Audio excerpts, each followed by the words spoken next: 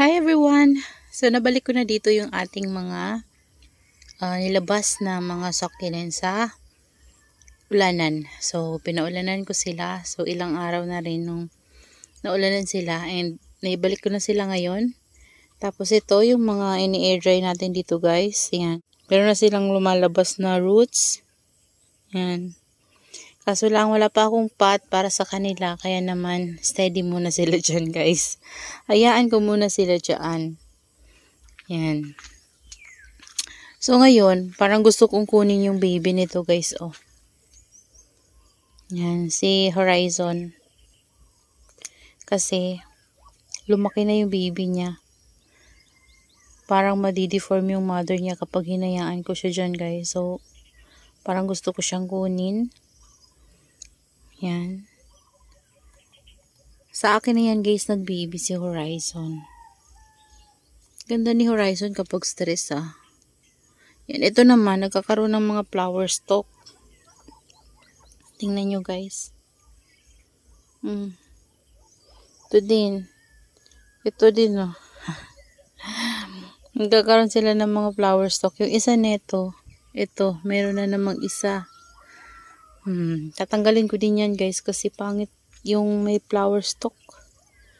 Yan, ang lalaki pa naman oh. Masisira yung rosette na yuyupi oh. Tingnan nyo yung rosette niya. Pero, sa ngayon, nahayaan ko munang mamulaklak siya. Titingnan ko kung anong klase yung bulaklak niya. Kung anong kulay, ganyan. Kung maganda ba. Eh, kasi first time niya lang mag-flower sa akin, guys.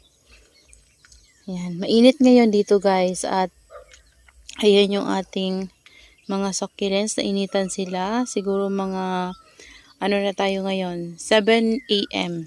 Yan. Nasa 7 AM na tayo. At ayan yung sunlight na natatanggap nila dito. So maganda talaga dito na area guys. Tingnan nyo kahit na lagi silang naulanan dyan. Maganda pa rin yung mga succulents natin. Hindi sila napapano. Pero kung nandun yan guys sa kabila.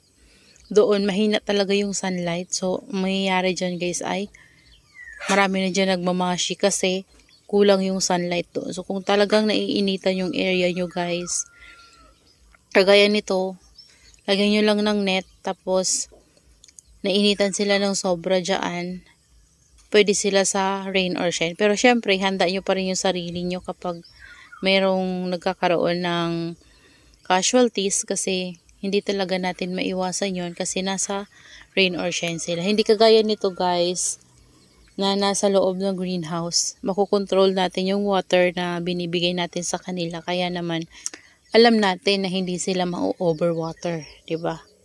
So, yan yung mga succulents natin dito. Natatamaan din sila ng morning sun. Pero, syempre, na yan, filtered na ng UV plastic. Tapos, may net pa tayo na manipisal itaas. So, yung mga succulents natin na purple delights dito, yan, meron na rin silang sunlight. Pero hindi gaano guys. And ngayon maaga pa. Maalinsangan na talaga guys. Kaya naman ang init na. Grabe. Pawis na ako. Ayan. Tingnan nyo to guys. So, sobrang lago na talaga nito. Tuwang-tuwa ako dito sa mga ko na to. Purples na to. Si Murasaki and si Peach Snow. Kasi mga to guys, mga pinugutan ko to dati. Tapos ngayon, tingnan nyo naman guys. Sobrang lago na talaga nila. Yan, mga cuttings lang yan. Yung mga babies yan na binigay sa akin. And sobrang ganda talaga guys. Yan, pero usog. Ayan. Madungi sila kasi nisprayhan ko sila and dilig na rin ng tango. Ayan. May nagtatanong pala sa atin kung daw. Kung dinidilig ba daw si Tango. Yes po, dinidilig si Tango kasi systemic fungicide siya. Tapos, masakit ba daw sa ilong? Kapag nagtitimpla ka, masakit talaga sa ilong. Pero kapag nag-spray ka na, hindi mo na masyadong maaamoy. So, carry lang. Yan. Pero mas better kung mag-spray ka at magtitimpla ka, gumamit ka ng mask para hindi ka maano sa amoy niya. Ayan. Para safe na rin. Ayan. Ito din oh. Ito talaga. Ganda talaga nito. Ito pa siya. Nagre-recover pa siya kasi lumalaki pa lang yung babies niya. Yan, pinugutan kasi natin to. Ito yung mga Murasaki natin. Yan, tapos naglagay na lang ako ng mga cuttings dyan galing sa kanya. Yung mga kinat ko. Yan guys, tingnan nyo naman. Ganda, grabe. Ito, wala pa ako nakikitang baby sa kanya guys. Ayan, kaya kalbo siya. Sabi ng mama ko, bakit daw yung iba kalbo? Sabi ko, pinugutan ko kasi. Kasi lagi siyang tumitingin-tingin dito. Kagaya nito, ang laki ng pinugot ko dito guys. So, para magkaroon siya ng mga babies, tapos lalago yan kagaya nito. Ayan, ito din. Para magkaroon ng babies doon, lalago yung doon banda. Kasi dito malago na siya guys eh. Tapos yung mga babies niya kasi dyan natatakpan. Ayan oh. Ayan, natatakpan kasi siya nung ano dito. So, tinanggal ko yung nandyan para mapropan na rin. Tapos magkakaroon siya ng baby sa stem. So, lalo siyang kakapal. Ito nga oh, from ano lang to guys. Flower stalk niya to. Pinugot ko. Tapos nagkaroon ng mga babies. Tinabingi ko yung natirang leaves. Ayan. Hindi naman lumaki yung iba. Pero, ito lumaki siya. Oh. Ayan. Tapos ito, kagaya nito guys, meron siyang flower stalk. Di ko alam kung baby siya or mamumulaklak siya. Pero, ayan, yung ganito guys, ginagawa ko, tinatabingi ko yung leaves niya ganyan, no. Nagkakaroon siya ng baby. Yan, ginaganyan ko lang. Yan. Nagkakaroon siya ng baby. So, dahil doon, lalo kong naparami yung branches ng ating Murasaki in peach, no. Ayan, ito din. Ito yung nabili ko dati kay Succulent Amore na Murasaki. Tapos maliliit lang sila pero clumping na siya. Siguro sa isang puno niya meron siyang mga 6 or 5. Pero maliliit pa siya guys. And ngayon lumaki na siya. Pinugot ko guys yung doon kasi matatangkad na yung stem. And yun yung mga pinupigit natin. Yan, kagaya niyan. Ay ito. Ito, lumalaki na diba? Oh, ayan. Lahat to galing dito. Yan. So, eto, hindi ko na tinanggal kasi gusto ko to magti-trailing. So, yung doon lang guys, para yung doon din ng mga babies ay mabigyan ng space. Ayan. Tapos dito, yan, antayin pa natin lumaki yung mga nandito natin para makita natin silang malago. Kagaya nun. Diba guys, yun talaga, sobrang ganda, sobrang lago. Yan, ito din oh. Antayin lang natin lumaki yung mga babies dyan. Kusa lang yan guys, lumabas yung mga babies nila, hindi ko yan pinugutan. Yan o, yan sa gitna na yan. Kusa yan lumabas sa puno. Ayan, ito talaga guys, may problema itong stem na to. Tingnan nyo, kulubot na dito. So, tatanggalin natin to. Ikakat ko to guys. At kukunin ko tong mga babies para maipropagate. Ayan o, bulok siya o. Di ko alam kung anong nangyari sa kanya, pero hindi talaga guys maiwasan, may nagkakaganto talaga. Sayang kasi makahoy na sana siya, tas trailing na. Yan, pero okay lang naman. Dami nating purple delight. Yan o. Diba? So, eto, air-dry lang natin to guys. Yan, ganyan lang natin. Kasi ito okay pa tong stem niya oh. Dito banda. So, iyaan lang natin to. Ang kukunin natin ay yung baby dyan. Tapos dito. Or itatapkat natin to dito. Ayan. Kasi parang okay pa siya dito sa top. Dito lang talaga sa puno. Kuha ko guys ng gunting. Ayan guys. Ikakat ko to dito sa pinakapuno. Sobrang tanda na nito kasi guys. Sayang. Kasi kaya ko nga siya kinat kasi gusto ko magti-trail siya. Kaso lang, ganyan naman yung nangyari sa kanya. Okay lang naman. Wala tayong magagawa. Ganyan yung gusto niya. Cut natin to dito guys. Ayan o. Tanggalan ng leaves. Ayan. Air dry natin to. Ayan, okay pa yung stem niya.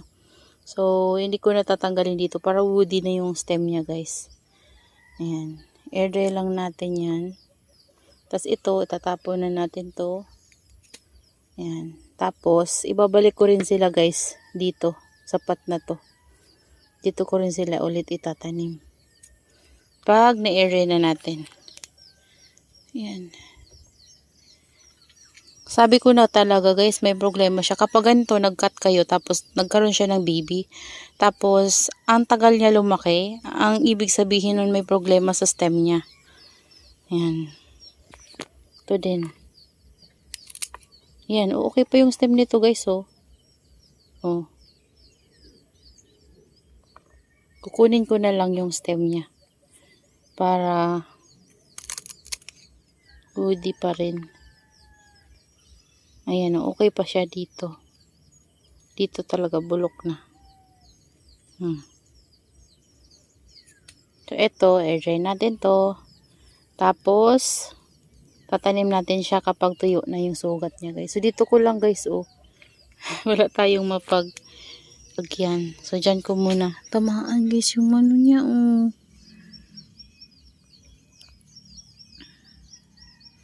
Yan yung mga ano natin, babies from lip propagation. Yan. Kailangan lang talaga guys nito, lagi silang basa-basa kasi kapag basa-basa sila guys, ang bilis nilang lumaki. Ayan o. Diba? Gumanda sila nung nilipat ko sila dito. Kailangan na naman nilang diligin. Ito yung iba o. Diba? Yan.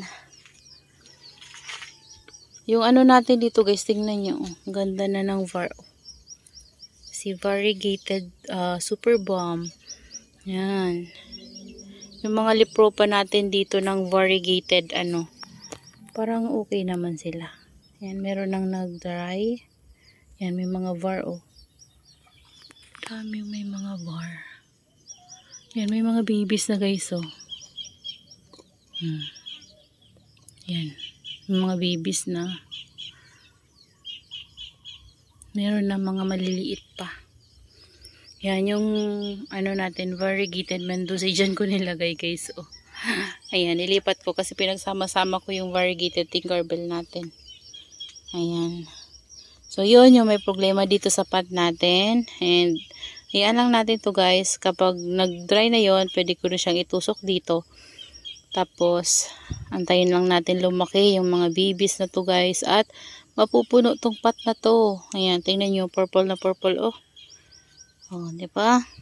Sobrang nating daming purple delights, kaya no worries. Ayan, ito nga, plano ko sanang pugutan.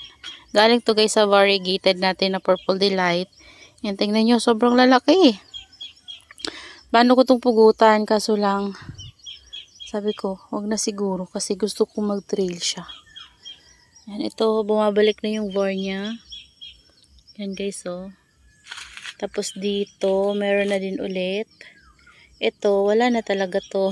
Kasi wala talaga tong var pala. Galing siya dito. Yung baby nito guys, ayan, lumalaki na, variegated. Diba? Ang ganda. Yan, kaya panay propagate talaga ako guys kasi gusto ko talagang dumami yung variegated natin. Kaya kapag tumangkad-tangkad sila, pinupugot ko para mas maparami ko. At dumadami yung bibis niya guys na lumalabas sa puno. So swerte yan lang kasi minsan isa lang yung lumalabas pero minsan madami. Ayan. Tapos yung tinapkat natin, mabubuhay pa natin yun. Tapos ayan, kagaya nito, yan tapkat. Tapos yung ibang leaves, pinopropagate ko. Ayan. Ito pwede nang tanggalin guys, oh. Ayan, tatanggal na, oh. Yan yung baby niya, oh. May kunting var din. So, sana variegated siya. Yung mga lower leaves ito guys, ay tinanggal ko na. Ayan, tapos dito lang. Antayin lang natin yan. So, yun guys. Hanggang dito na lang muna yung ating video. Yan, maraming salamat po sa inyong panonood and see you on my next vlog. Happy gardening everyone. Bye bye.